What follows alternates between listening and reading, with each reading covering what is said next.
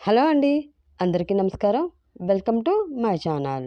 ప్రేమ Bandham part 26 చూసే ముందుగా previous parts చూడని వాళ్ళు ఎవరైనా ఉంటే ప్లీజ్ ముందవి చూడండి. మీకు స్టోరీ క్లియర్‌గా ఉంటుంది. అలాగే ఫస్ట్ టైం నా ఛానల్‌ని చూస్తున్న వాళ్ళు ప్లీజ్ సబ్స్క్రైబ్ చేసుకుని మీ సపోర్ట్ అందించండి ఫ్రెండ్స్. మీ సపోర్ట్ నాకు చాలా చాలా అవసరం. Please support me. Prema Bandham part 26. Nageswararao అడిగిన ప్రశ్నకి చిన్నగా నవ్వి, ఇంట్లోనే నా ఉనికి విశాల్ భరించలేకపోతున్నాడు మావయ్య. ఇంకా ఆఫీస్లో అంటే అది విశాల్కి చాలా ఇబ్బంది అవుతుంది అని విరక్తిగా అంది శ్రావణి. ఏంటమ్మా అలా అంటావు? భార్య ఎప్పుడూ ఎవరికి ఇబ్బంది కాదు తల్లి అని అన్నాడు నాగేశ్వరరావు. భార్య అని నేననుకుంటే సరిపోదు మావయ్య, విశాల్ కూడా అనుకోవాలి. ఏదో తప్పని పరిస్థితుల్లో నా మెడలో తాళి కట్టాడే కానీ తను నన్ను భార్యగా ఒప్పుకోడు మావయ్య అని అంది శ్రావణి. ఒప్పుకోకపోతే ఒప్పుకునేలాగా నువ్వు చెయ్యాలి తల్లి అని అన్నాడు నాగేశ్వరరావు. నేనేం చెయ్యాలి మావయ్య? ఇష్టం లేదు అంటుంటే విశాల్ని బలవంతం పెట్టి నన్ను భారీగా ఒప్పుకోమనడం అసలు ఎంతవరకు కరెక్ట్ అని సూటిగా అతన్ని చూస్తూ అడిగింది శ్రావణి. నిన్ను బలవంతం పెట్టమనడం లేదు శ్రావణి. నీకు విశాల్ మీద ఉన్న ఇష్టాన్ని అతనికి అర్థమయ్యేలా చెప్పమంటున్నాను. ఆ ఇష్టంతోటే విశాల్ని నిన్ను ఇష్టపడేలా చేసుకోమంటున్నాను అని అన్నాడు నాగేశ్వరరావు. అలా చేసుకోవాలి అంటే విశాల్కి ఎంతో కొంత నా మీద మంచి అభిప్రాయం ఉండాలి కదా మావయ్య. కానీ అతనికి నా మొహం చూడడం కూడా ఇష్టం లేదు. అలాంటి మనిషితో జీవితం అంటే భయం వేస్తుంది అని అంది శ్రావణి. ఓర్పు సహన అనేవి మీ ఆడవాళ్ళకు ఉండే గొప్ప లక్షణాలు తల్లి. వాటిని ఆయుధంగా చేసుకుని నీ మొహం చూడడానికి కూడా ఇష్టపడని విషయాల్ని నీవాడిగా చేసుకో. అందుకు నా వంతు సహాయం నేను తప్పకుండా చేస్తాను అని భరోసా ఇచ్చాడు నాగేశ్వరరావు. ఆ మాటతో దీర్ఘంగా శ్వాస తీసుకుని వదిలి, అలాగే మావయ్య, మీరు చెప్పినట్లు చేస్తాను. ఎలా అయినా విషయాల్ని మార్చుకోవడానికి ట్రై చేస్తాను అని నాగేశ్వరరావుకి మాట ఇచ్చింది శ్రావణి. వెరీ గుడ్ తల్లి, రేపటి నుంచి ఆఫీస్కి రా. సరే, ఇంకా ఇంటికి వెళదాం పదా అని ఆమెని ఇంటికి తీసుకువెళుతున్నాడు నాగేశ్వరరావు. శిశిర రూమ్లో ఏదో ఆలోచిస్తూ అటూ ఇటూ తిరుగుతూ ఉంది నర్మద. ఏంటి మమ్మీ, ఐడియా చెప్పమంటే అటు ఇటు కాలు కాలిన పిల్లలా తిరుగుతున్నావు అని అడిగింది శిశిర. అదే, ఏం చెయ్యాలా తెలియక అటు ఇటు తిరుగుతున్నానే అసహనంగా అంది నర్మద. అంటే అమర్ ఇంక నన్ను ఇష్టపడడా మమ్మీ అని అమాయకంగా మొహం పెట్టి అడిగింది శిశిర. నువ్వు మరీ అంత దీనంగా ఫేస్ పెట్టకే, చూడలేకపోతున్నాను. ఏదో ఒకటి చేద్దాంలే అని అంది నర్మద. ఏం చేద్దాం మమ్మీ, ఏం చేస్తున్నా అది రివర్సే కదా అవుతుంది అసహనంగా అంది శిశిర. రివర్స్ అవుతుంది అంటే అది నీ తింగర్తనం వల్ల అవుతుంది, కానీ నా ఐడియా లోపం వల్ల కాదు అని అంది నర్మద. నేను నువ్వు చెప్పినట్లే అన్నీ చేస్తున్నాను, కానీ నువ్వు ఎందుకు పనికిరాని ఐడియాలు ఇస్తున్నావు కాబట్టే రివర్స్ అవుతుంది సీరియస్గా అంది శిశిర. సర్లేవే, ఇప్పుడు అయిపోయిన దాని గురించి భజన ఎందుకు కానీ నువ్వు అమర్ని మనస్ఫూర్తిగా ప్రేమించి అతని మనసు అర్థం చేసుకోవడానికి ప్రయత్నించు. ఆ తర్వాత నీ ప్రేమ చూసి అమర్ మనసు తప్పకుండా మారుతుంది అని సలహా ఇచ్చింది నర్మద. అలాగే మమ్మీ, నువ్వు చెప్పినట్లే చేస్తాను అని అంది శిశిర. ఇంటికి వచ్చిన శ్రావణి నాగేశ్వరరావులకి హాల్లో కోపంగా వాళ్ళ కోసమే ఎదురు చూస్తున్న విశాల్ అమల కనిపించారు. ఏంటమ్మా వీళ్ళు కారం తిన్నట్లు మొహాలు అలా పెట్టి వేడివేడిగా ఉన్నారు అని చిన్నగా శ్రావణికి వినిపించేలా అన్నాడు నాగేశ్వరరావు.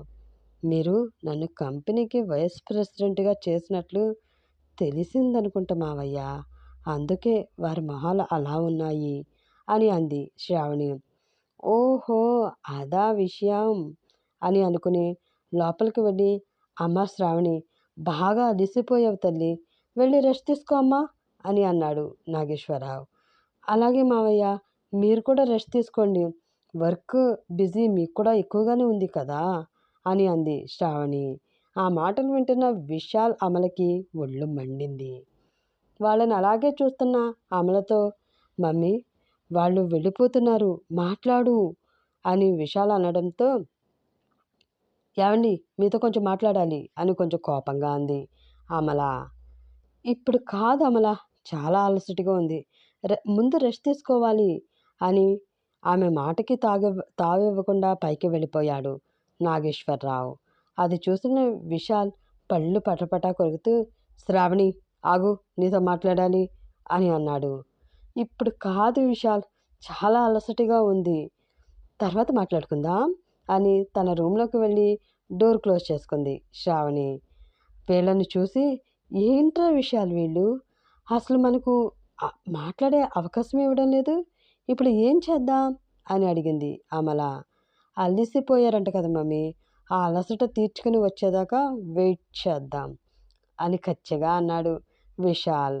డిన్నర్ టైం అవడంతో బయటకు వచ్చి కిందకి చూసిన నాగేశ్వరికి కింద హాల్లో వాళ్ళ కోసం ఎదురు చూస్తూ ఉన్న విశాల్, అమలలు కనిపించారు. చెకోరి పక్షుల్లాగా ఏం ఎదురు చూస్తున్నారా మీరు? ఇంకా కొంచెం సేపు అలానే చూడండి అనుకుని వెళ్ళి అక్కడ ఉన్న సోఫాలో కూర్చుని పక్కన ఉన్న పేపర్ తీసుకుని చదువుతూ ఉన్నాడు నాగేశ్వరరావు. రూమ్‌లో నుంచి బయటకు వచ్చి బయట వాళ్ళని చూసి, "ఆంటీ, వంట ఏం చేశారు?" అనుకుంటూ విశాల్ పిలుస్తున్నా పట్టించుకోకుండా కిచెన్‌లోకి వెళ్ళిపోయింది శ్రావణి. అది చూసి ఇరిటేట్ అయిన విశాల్, "ఏంటి మమ్మీ, ఈ మామ కోడళ్ళు మనతో ఆడుకుంటున్నారు" అని అన్నాడు. "అదే నేను చూస్తున్నానురా. చూద్దాం ఎంతసేపు మన నుంచి తప్పించుకుంటారో, అది మనము చూద్దాం" అని అంది అమల. ఇంకో 15 మినిట్స్ తర్వాత చేసిన వంట డిష్‌లను టేబుల్ మీద సర్ది, "మావయ్య, డిన్నర్ రెడీ అయింది రండి" అని అక్కడి నుంచే నాగేశ్వరరావుని పిలిచింది శ్రావణి. ఆ పిలుపు వినిపించుకుని, "హా, వస్తున్నాను తల్లి" అని నాగేశ్వరరావు అనడంతో ఒక్కసారిగా పైకి చూశారు అమల, విశాల్. చేతిలో పేపర్ పట్టుకుని చదువుతూ కనిపించాడు నాగేశ్వరరావు. దానితో, "అంటే ఈయన ఇప్పటి వరకు ఇక్కడే ఉన్నాడా? కావాలని వీళ్ళిద్దరూ మనతో ఆడుకుంటున్నారా విశాల్" అని కచ్చిగా అంది అమల. "నేను అదే చూస్తున్నాను మమ్మీ. ఆయన్ని కిందకి రాని, ఈరోజు తాడో పేడో తేల్చేస్తాను" అని అన్నాడు విశాల్. అసహనంగా అతన్ని చూస్తూ, "ఏం తేల్చడమో ఏంటో. నేను చెప్పిన డైలాగ్ నువ్వు, నువ్వు చెప్పిన డైలాగ్ నేను మార్చి మార్చి చెప్పుకుంటూ 3 గంటల నుంచి ఇక్కడే ఎదురు చూస్తున్నాం" అని నీరసంగా అంది అమల. అప్పుడే కిందకి దిగిన నాగేశ్వరరావు, "ఏంటి ఈరోజు మీరు భోజనం చేయరా? నాకు అయితే బాగా ఆకలి వేస్తుంది. త్వరగా రండి, అందరం కలిసి తిందాం" అని విశాల్, అమలకి మాట్లాడే అవకాశం ఇవ్వకుండా చెప్పవలసిందంతా తనే చెప్పేసి వెళ్ళి టేబుల్ దగ్గర కూర్చున్నాడు.